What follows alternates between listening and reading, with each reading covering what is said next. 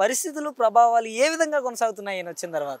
వచ్చిన తర్వాత అన్నీ మంచిగానే ఉండే. అప్పు తెచ్చుకుంటుండు, దోసుకుంటుండు, దాచుకుంటుండు. ఆ! జనాలకు ఒక్క రూపాయి ఇచ్చింది లేదు. అలా పింఛన్ ఒక్కటి మాత్రం ఇచ్చిండు. ఏది లేదు. అమ్మ ఒడి లేదు, రైతు భరోసా లేదు, విద్యాదీవెన లేదు, ఏది లేదు. అంటే ఆయన తెచ్చుకున్న సంపద ఏం దోచుకున్నాడు అంటారు? అవన్నీ వాళ్ళే ప్రజలే తింటుండ్రు. వాళ్ళు పెట్టుకొని వాళ్ళే తింటుండ్రు. ఎవడికి ఇస్తుండ్రు? కార్యకర్తలు వాళ్ళే తింటుండ్రు, నాయకులే.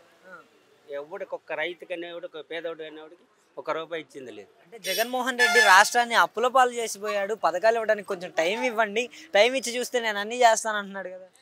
జగన్మోహన్ రెడ్డి కొంతనే పెట్టిండు జనాలకి. ఈడు అసలు ఒక్క రూపాయి కూడా పెడతాం లేదు కదా. తెచ్చుకుంటుండే దోచుకుంటుండు. 1,20,000 కోట్లు తెచ్చిండు. ఇప్పుడు ఒక్క రూపాయి ఇచ్చిండు ఎవడికన్నా. రాజధాని డెవలప్ చేస్తున్నాను, పోలవరాన్ని డెవలప్ చేస్తున్నాను. ఏది చేయడు. అంతా మాయ చూపెట్టి అరిచేతిలో ఇకుంటం చూపెడతాడు. నెత్తిన బొచ్చు టోపీ పెడతాడు చంద్రబాబు. అంతే అంతే, అంతే, ఏముండదు. ఏముండదు.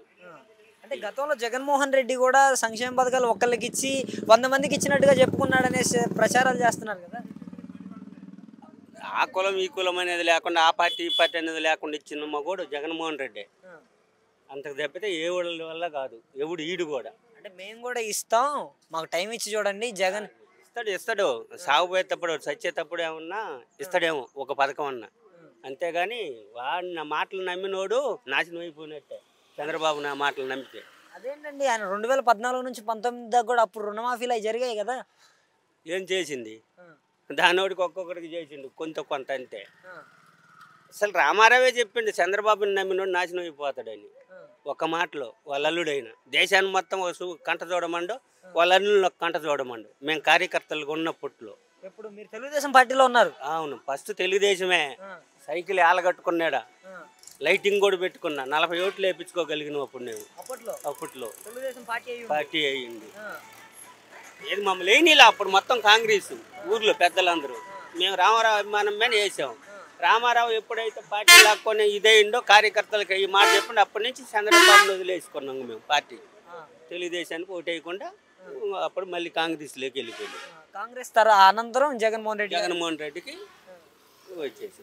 చెప్పండి బాబాయ్ గారు, మీరు గతంలో చూశారు, జగన్మోహన్ రెడ్డి గారిని చూశారు, చంద్రబాబు నాయుడు చూశారు. వీళ్ళు కొత్త కాదు, గతంలో పరిపాలించిన వాళ్ళే. అంటే ఏంటి ఈయనకి వ్యత్యాసం ఏంటి జగన్మోహన్ రెడ్డి గారికి చంద్రబాబు నాయుడు? జగన్మోహన్ రెడ్డి పెట్టే కొనం, చంద్రబాబు తినే కొనం. ఇందు లాక్కొని తింటాడు, ఆడేం పెట్టే కొనం కడుపులో తీసి పెడతాడు. అది జగన్మోహన్ రెడ్డికి తేడా. చంద్రబాబు ఏమో లాక్కుంటాడు, కడుపులేదు కూడా లాక్కొని వాడు తింటాడు. జగన్ ఏమో కడుపులేదు తీసి పెడతాడు జనాలకి. అంటే సామాన్య ప్రజలకి మంచిగా ఉండాలి, అంతా మంచిగా కొనసాగాలి అంటే ఏ ముఖ్యమంత్రితో సాధ్యం అవుతుందంటారు? అది జగన్మోహన్ రెడ్డితోనే సాధ్యం. మరి అలాంటప్పుడు 11 సీట్లకి ఎందుకు పరిమితం చేస్తారంటారు? 11 సీట్లు అంటే ఆడ పైన ఈఎంలు మార్పు చేసి జనాలంతా ఓట్లు వేశారు, కానీ అక్కడ మారిపోయినాయి. అధికారంలో ఉండేది 30 సంవత్సరాలు మేమే అని చెప్పుకుంటున్నారు కదా. సరే, చెప్పుకోవటానికి ఏముందలే, ఎవరిమైనా చెబుతారులే. నేను బతికింది సచ్చిందాక నేనే సీఎం అంటాడు. అదే దాన్ని ఏముందిలే, కానీ మంచి చేసేవాడిని మంచిగానే చూడాలి, చెడ్డ చేసేవాడిని చెడ్డగానే అనుకోవాలి. మరి జగన్మోహన్ రెడ్డి నా పార్ట్ 2 చూస్తారు, ఇప్పుడు పార్ట్ 1 చూశారు, సంక్షేమాన్ని చూశారు.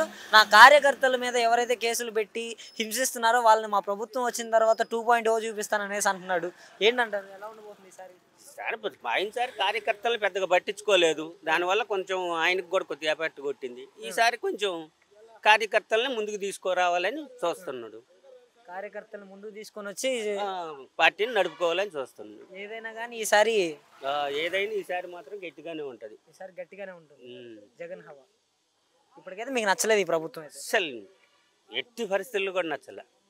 ఏది ఒక్క పని చేస్తే కదా కాస్త కొస్త జగన్ ప్రభుత్వంలో పనులు. ఇప్పుడు కరెంటు బిల్లు పెంచనన్నాడా, పెంచిండా అన్ని.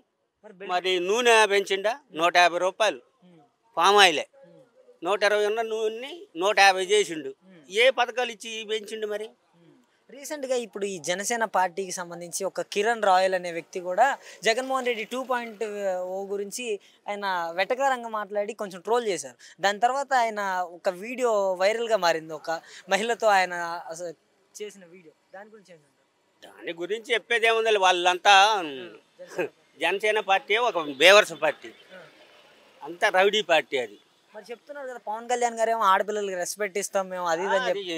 ఊహా అంటమే వాడు, అంతేగాని సినిమాల్లో డైలాగులు చెప్పడమే కానీ నిజ జీవితంలో చేసేవాడు కాదు. మరి ఆడపిల్లలకి గౌరవం ఇచ్చే పార్టీ మా జనసేన పార్టీ, ఆడపిల్లల్ని ఏడిపిస్తే ఊరుకో అని చెప్పారు కదా. మరి ఇప్పుడు వాళ్ళ జనసేన ఇన్ఛార్జ్ తిరుపతి ఇన్ఛార్జ్ అలా చేశారు. అది పవన్ కళ్యాణ్ ఎందుకులే అంత వేస్ట్ గాడు దేశంలో లేడు. ఆ పార్టీ ఉన్న శ్రేణులు అలా అంటారు. అంత కార్యకర్తలు మొత్తం అలాంటి వాళ్ళు మొత్తం రౌడీజులే. ఓకే, ఈసారి అయితే పక్క జగన్ హవా మంచిగా ఉంటుంది. అవును, ఓకే, థ్యాంక్ యూ. ఆయన వస్తేనే బాగుపడతారు.